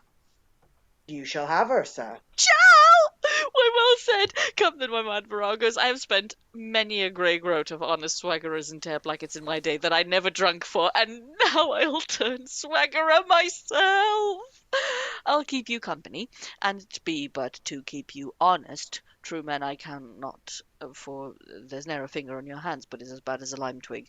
Yeah, I'll do my good will, and I can bring you to any goodness. Then you say, God a mercy, honest Tom Strowd of Harling. Thou shalt be our chief captain amongst us. Captain! I'll make all split then, cut my hearts. Exeunt Tom Strowd. This will not go badly at all. This is a good plan, Tom. Tom is not... Tom having come on, unmasked the villains who robbed him, who was effectively at the probably the best he could possibly be, and then he basically asked the question, how am I going to get the rest of my money from you? And he asks the thieves and the con men, and they make the suggestion, come join us in the dark side of coney catching. Yeah, you'll be good at that. Yeah, I see bad things coming ahead. Lots of references to popular entertainment, some of which we immediately leap into and get, things like Tamburlaine. and his coach horses. Right. And things, and of course this is all part of this their pretend performers that they're coming on as, talking about tumbling. There's a reference at one point to Banks Kirtle and things. So there's lots of interesting little things dropped in here, some of which immediately leap out and go, yes, know what that is, and then others going, oh, not so sure about what's going on there. So yeah, there's and I think there's a lot of updating you could probably throw into this and make that, and tweaks as well. I mean, we haven't sort of said it out loud, it's been in the chat, but just the whole idea of disguising yourself as a gypsy is I mean, it's the bad people are doing that, but even so, I think we might just quietly tweak that to because they just need to be show disreputable performers is their disguise, and that will be fine. I'll go to Lois, then Alexandra. Yeah, there's a lot of interesting stuff. I think there are books on the history of puppet shows that could elucidate a lot of that. I know that you see references to the motion of the city of Norwich. I don't know why that's the only city, but somebody must have done a really elaborate thing, I guess, for the background of a puppet show. And that's what he's talking about at the beginning, that you can see the whole city of Norwich in a little room. Yeah, it must have been, exciting thing of its time that we don't have references. Stabbing of Julius Caesar, of course, Guise, the massacre of Paris, I presume. Alexandra.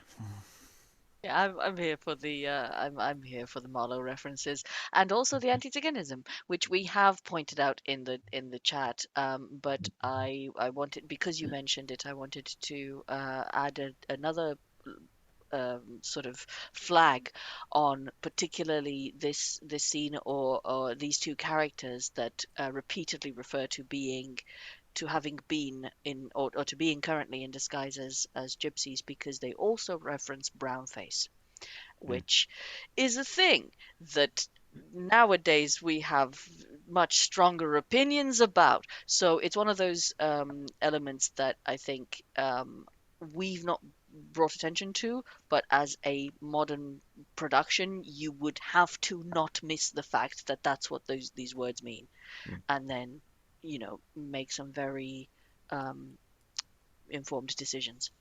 Yes, I think it's fairly straightforward. The characters are referring to wearing masks at certain points, so that they can just be wearing masks, and we can just happily excise those elements. I don't think it's necessary to the it's not baked into the action in the same way. It's for that to be worrying about that. These are tweaks and changes that we can happily make. Alan, and then we're going to go to final thoughts because we've reached that time. There seemed to be fair chunks of that which were almost felt like a set piece that had been dropped in from elsewhere. The standard con sequence, fine, but there did seem to be quite a bit of that which was almost had the feel to me of this is an established comedy routine.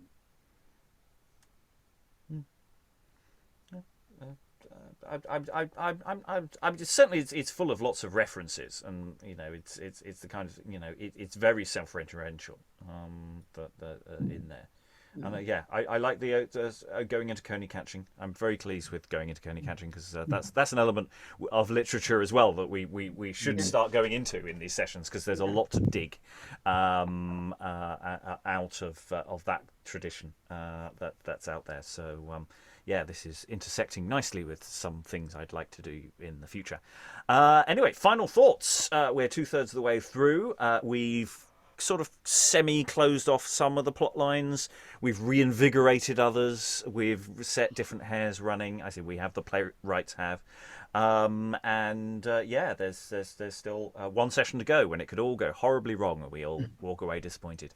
Lynn, do you have any final thoughts? Not a whole lot. I mean, I'm still enjoying it. I wonder if all these sort of like false resolutions that then fall apart would work. I think they potentially might be really fun, it looks like things are going to wrap up, but no, faked you out. But they also might sort of be irritating and frustrating for an audience. So that's something to think about in the pacing and the tempo changes and stuff like that. Keep the audience with you when you sort of give them these sort of fake resolutions that turn out not to work out, so that, you know, when the real resolution comes, oh, please let it be fun and satisfying. That's really fun for the audience. So I think there's potential for it to go off the rails if you don't keep the audience kind of in the game with you. That's just something to keep in mind as you rehearse and produce and perform. Yeah, I you know, because we've got plot lines that also have quietly died on us in a sense. You know, we've had the return of Gloucester, and vaguely mentioning the Cardinal in passing. But you know, that whole Eleanor plot seems to have quietly disappeared, and I don't know whether that's going to be revived going forward in any major way. It may or may not, but certainly, you know, apart from Gloucester being an important, you know, figure to enable other plot lines, his own journey is currently on hold. So we might get more of that going forward. Lois, any final thoughts, and also possibly response to that point? Well, yes. I mean, in fact, the messenger just announced that Winchester is carrying Lady Eleanor off from the place in St. John's, whatever St. John's this is, where Gloucester apparently left her when he enabled her to escape from her guardians. So I imagine there's going to be another exciting scene where he rescues her just in time. The other thing, I was rather surprised that we didn't actually get a puppet show in this scene. I mean, we get a lot of references to puppets. I wonder if there was meant to be one.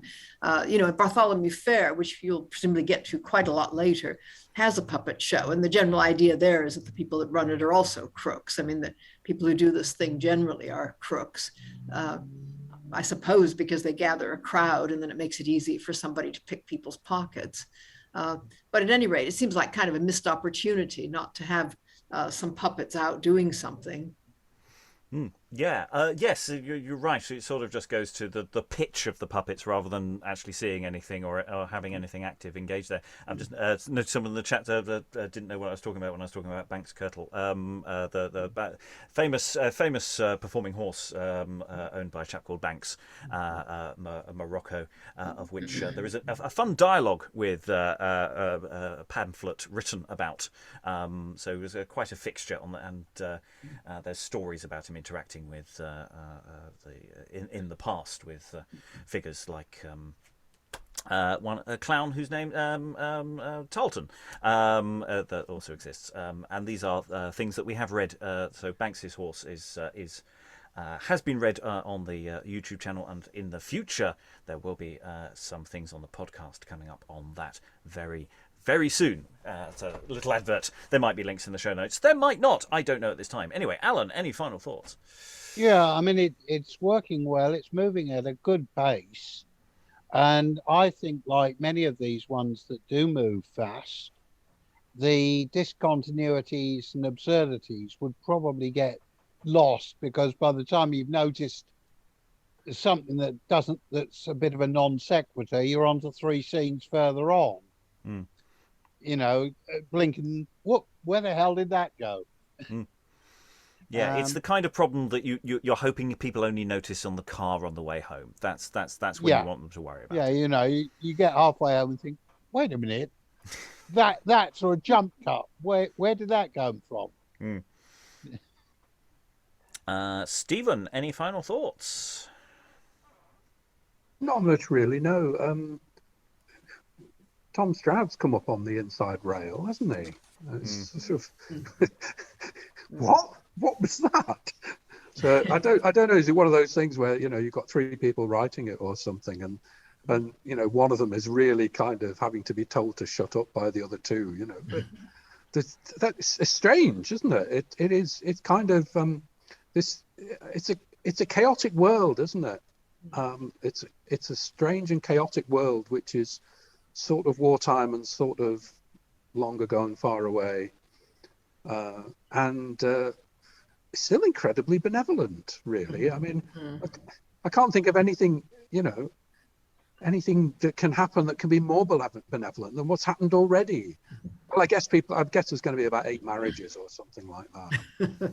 But yeah, there is no tension anymore for me with this. It's just like, it's more a case of, well, they've got 45 minutes. All right, what they're going to do with that. Yes, I don't think there's any real fear that anything's going to go too terribly wrong for people. I mean, and that's considering we've just passed a scene where someone was waiting to be hanged. There's a certain lack of tension on that point. Though maybe we can ramp it up in an actual performance. There's nothing like actually seeing the gallows to change the mood of a scene, and depending how far you go with it. Elizabeth, any final thoughts? Yeah, I think that one thing that we've discussed a lot today is with this concept of genre. And as the comedies go, this one hasn't been, for me, laugh out loud funny. We've had some comedies which I've thought have been really, really hilarious. But this one seems to be kind of on this razor's edge of other genres. Like, it has its romance bits, and then it has the kind of Momford and Bess stuff. And then it has it goes back into the Snip and Swash and Strowd, and that's when it's supposed to be, I think, laugh out loud. So it's supposed to be that's funny, but I'm not getting as much of comedic timing and humor in it, and I think that might have to do with a lot of the allusions it has in it that maybe have been lost on me. Maybe this is a comedy in terms of lightness, and we're not at home to Mr. Gaffer. We're only here for the occasional titter, but everyone feeling generally warm and fuzzy, which is legitimate. Briony, any final thoughts? Not much to add, really. Yeah, it's still functioning quite nicely. I don't think the setup with how we work slowly through a text is doing it any favours really today. It feels a little bit more weighed down and dense than it did in the first session, but I'm still enjoying it.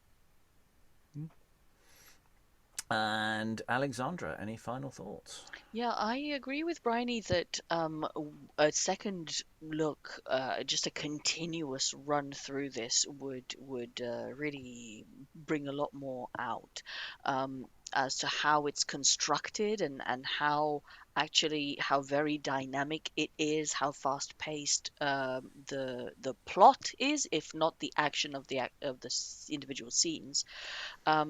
And I do think that, as we've said before, it's very, it's sort of soft. It's okay for a modern audience. It doesn't have a lot of offensive content, and it doesn't feel, as Stephen said, that we're in a position as an audience to be very worried. I think that's also down to how we've been reading this, and I think with good directing, with really, as I was saying earlier, with really pushing into the truthfulness of the serious moments and of the things that then get reversed, we could actually get a lot more, I don't know what the word is, out of this, which is the sort of thing that we want as modern audiences, that roller coaster ride. So yeah, I think in that way it's got a lot of potential, and it's got a lot of very subtly done, well-craftedness. Yeah, and again, constantly finding just individual scenes that actually function quite nicely in their own right. Actually, there's some nice little individual bits which you could lift and plot somewhere else in different contexts, and just enjoy workshopping as well, and just saying, look, here is a really interesting scene. I'm really interested in the con angle of what's going on with the coney catchers. I think I've been doing a certain amount of work on the way cons function. And so this is really, really interesting me as a route down of actually just to as a show, basically, on that kind of theme, of which there is a lot of material, some of it dramatic, a lot of it also non-dramatic, that kind of feeds into that sort of stuff. So that's sort of got me a little excited in a separate way than just I like this play. Lois. Yes, I imagine this is what you were thinking of, but Robert Greene's coney catching pamphlets and then the coney catching scenes, of which there are a lot in a lot of plays. Yeah, that would make a really interesting entertainment. We have sort of the ghost of Robert Greene really haunting all these things.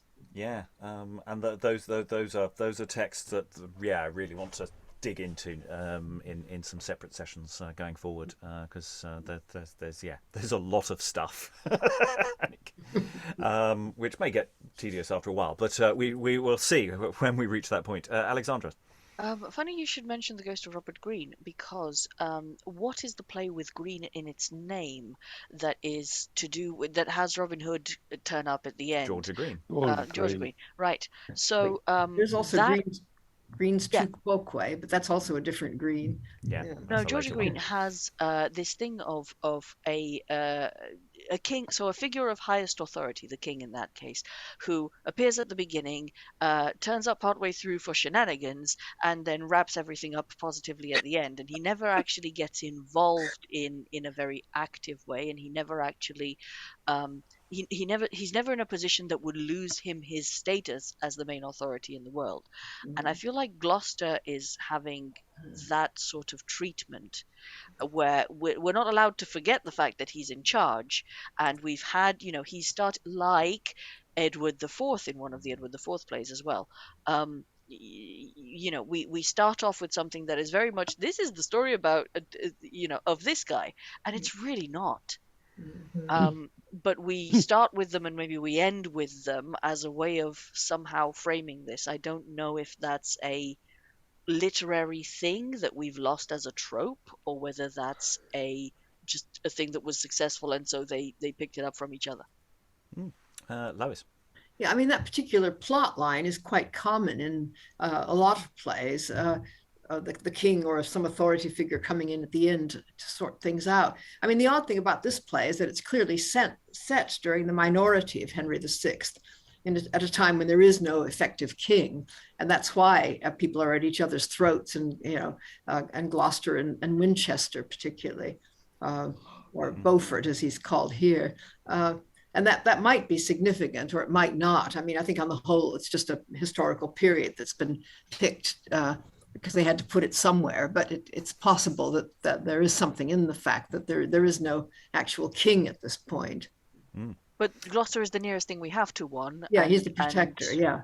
Yeah, and he's getting that kind of treatment that Edward IV had of, starting a scene with.